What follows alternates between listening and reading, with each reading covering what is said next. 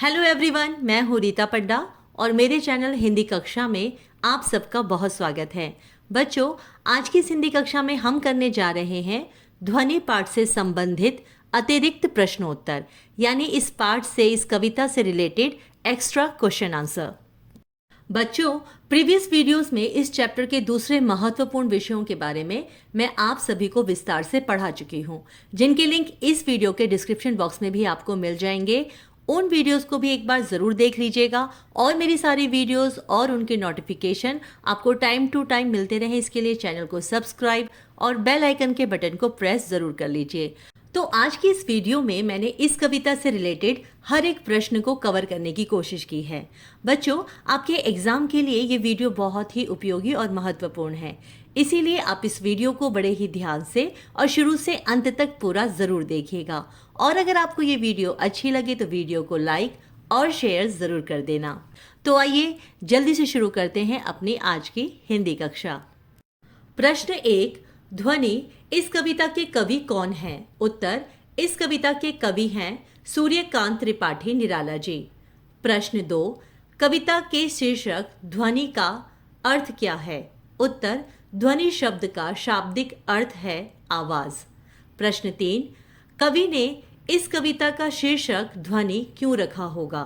उत्तर, इस कविता में कवि के अंतःकरण या अंतर्मन की आवाज प्रकट हुई है, इसलिए उन्होंने कविता का शीर्षक ध्वनि रखा होगा। बच्चों, अब ध्यान दीजिए, इस प्रश्न को इस प्रकार भी पूछा जा सकता है कि आपके अनुसार इस कविता का शीर्षक ध्वनि कितना सार्थक है, तो भी आप इसी आधार पर अपना उत्तर दे सकते हैं। जैसे कि इस कविता में कवि के अंतःकरण या अंतर्मन की आवाज प्रकट हुई है, इसलिए मेरे अनुसार इस कविता के लिए ध्वनि शीर्षक बिल्कुल सार्थक है। प्रश्न 4, कवि के जीवन में किसका आगमन हुआ है? उत्तर, कवि के जीवन में वसंत का आगमन हुआ है। अगला प्रश्न, अभी किसका अंत नहीं होगा? उत्तर, इस कविता के अनुसार अभी कवि के जीवन का अंत नहीं होगा। प्रश्न 6, मेरे वन में मृदुल वसंत, यहाँ वन किसके प्रतीक के रूप में है? उत्तर, इस पंक्ति में वन कवि के जीवन का प्रतीक है। प्रश्न, अभी अभी ही तो आया है, यहाँ अभी अभी में कौन सा अलंकार है? उत्तर, पुनरुक्ति अलंकार। प्रश्न, मृदुल शब्द का क्या अर्थ है? उत्तर, मृदुल शब्द का अर्थ है कोमल। प्रश्न, मृदुल वसंत, इनमें विशेषण तथा विशेष्य की पहचान कीजिए। उत्तर, मृदुल वसंत में मृदुल विशेषण है तथा वसंत विशेष्य है। अगला प्रश्न, वन में मृदुल वसंत, इस पंक्ति से क्या आशय है या क्या अभिप्राय या क्या अर्थ है? उत्तर, वन में मृदुल वसंत का अभिप्राय है कवि के वन रूपी जीवन में वसंत के रूप में नई आशाओं व उत्साह का आगमन। प्रश्न, अभी न होगा मेरा अंत, इस पंक्ति में कवि का कौन सा मनोभाव या दृष्टिकोण प्रकट हुआ है? उत्तर, इस पंक्ति में कवि की अटूट इच्छा शक्ति और जीवन के प्रति आशावादी व उत्साही होने का भाव प्रकट हुआ है। प्रश्न, अभी न होगा मेरा अंत, कवि ने ऐसा क्यों कहा है? उत्तर, कवि ने ऐसा इसलिए कहा है क्योंकि वसंत के रूप में एक महान उद्देश्य के आगमन से उनका कवि जीवन एक नई चेतना और आशा से भर गया है, जिसके कारण वे अपने जीवन के प्रति बहुत सकारात्मक और उत्साहित हैं। इसीलिए उनका अंत अभी संभव नहीं है। अगला प्रश्न, निम्न शब्दों के अर्थ लिखिए। पात, गात, प्रत्युष, कर। उत्तर, पात का अर्थ है पत्ते, गात का अर्थ है शरीर, प्रत्युष का अर्थ है सवेरा और कर का अर्थ है हाथ। प्रश्न, हरे हरे ये पात, यहाँ हरे हरे में कौन सा अलंकार है? उत्तर, पुनरुक्ति अलंकार।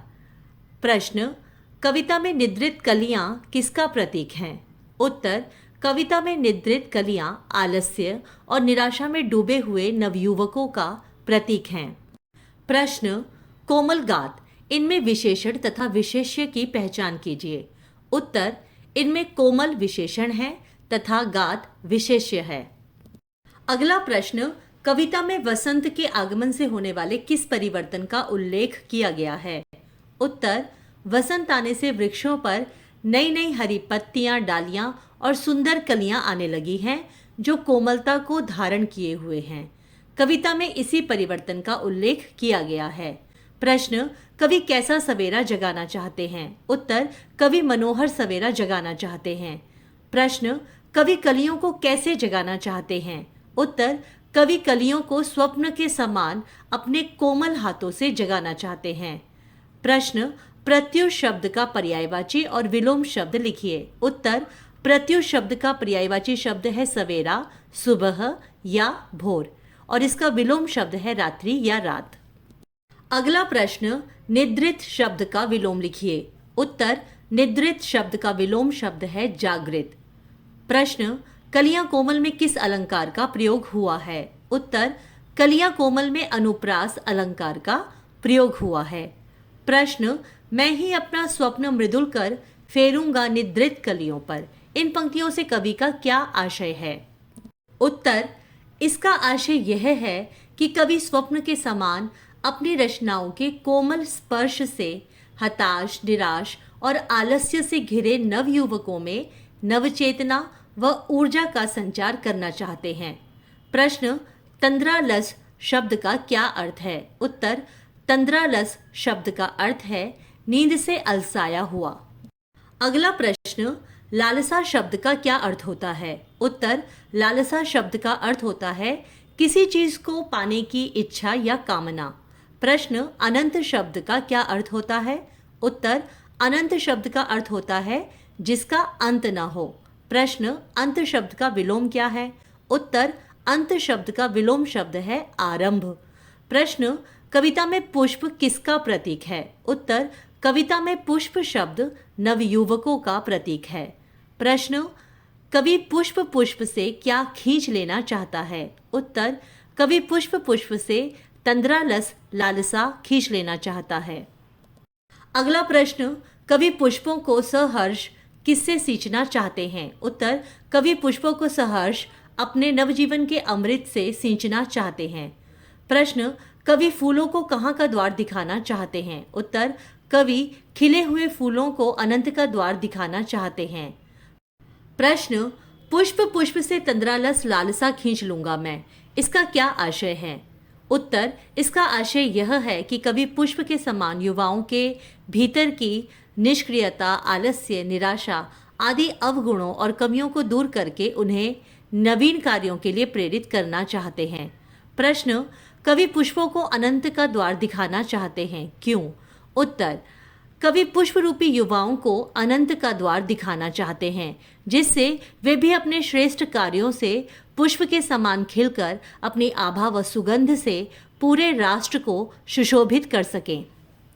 अगला प्रश्न, कवि ने अपने जीवन की तुलना वसंत से क्यों की है? उत्तर, कवि ने अपने जीवन की तुलना वसंत से की है क्योंकि जिस प्रकार वसंत प्रकृति के हर अवयव को अपने अमृत से सींचकर नवनिर्माण व विकास के लिए प्रेरित करता है, ठीक उसी प्रकार कवि अपनी रचनाओं से समाज के थके हारे, निराश और लक्ष्यहीन युवाओं को नवनिर्माण और विकास के लिए प्रेरित करना चाहते हैं।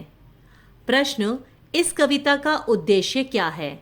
उत्तर, मेरे अनुसार इस कविता का मुख्य उद्देश्य है समाज के युवाओं व दूसरे कमजोर वर्गों को उनके भविष्य और देश के प्रति जागरूक व सजग करते हुए उन्हें उनके कर्तव्यों का बोध कराना। अगला प्रश्न, इस कविता से हमें क्या संदेश मिलता है? उत्तर, इस कविता से हमें यह संदेश मिलता है कि पहला, हमें अपने जीवन का सदुपयोग करना चाहिए और अपने श्रेष्ठ कार्यों से इस समाज, राष्ट्र व विश्व को आभामय बनाना चाहिए। दूसरा, हमें हर परिस्थिति में सदैव आशावान और सकारात्मक बने रहना चाहिए और एक लक्ष्यपूर्ण जीवन जीना चाहिए। बच्चों, तो ये थे इस पाठ के सारे एक्स्ट्रा क्वेश्चन आंसर और इस वीडियो के साथ हमारा ये पाठ पूरी तरह से कंप्लीट हो गया है और मैं आशा करती हूँ कि आज की इस वीडियो को देखने के बाद आप इस कविता के सभी प्रश्नों के उत्तर आसानी से लिख पाएंगे। इसके लिए आप खुद भी लिखकर इनका अभ्यास, इनकी प्रैक्टिस जरूर कीजिएगा और मात्राओं का विशेष ध्यान रखिएगा। नेक्स्ट वीडियो में हम शुरू करेंगे अगला पाठ, लाख की चूड़ियाँ। बच्चों, तो आपको यह वीडियो कैसी लगी कमेंट करके मुझे ज़रूर बताइएगा और अगर आपका कोई प्रश्न हो तो आप उन्हें भी मुझसे शेयर कर सकते हैं। चैनल को सब्सक्राइब और बेल आइकन के बटन को प्रेस ज़रूर कर लीजिए जिससे मेरी हर नई वीडियोस के नोटिफिकेशन आपको टाइम टू टाइम मिलते रहें और साथ ही इस वीडियो को लाइक करना और अपने दोस्तों के साथ शेयर करना बिल्कुल मत भूलिएगा।